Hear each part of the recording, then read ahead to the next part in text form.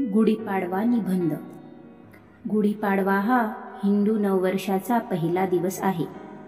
हा सण दरवर्षी चैत्र शुद्ध प्रतिपदेला साजरा केला जातो. संपूर्ण भारतात तसेच विशेषतः महाराष्ट्रात हा सण मोठ्या प्रमाणात साजरा केला जातो.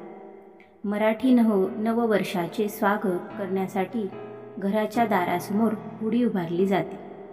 गुढीसाठी लांब बांबूची काठी वापरली जाते.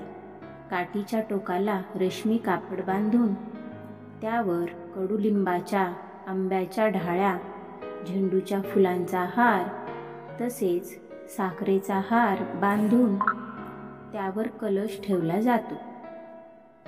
गुढी ही विजयाचे आणि समृद्धीचे प्रतीक मानले जाते.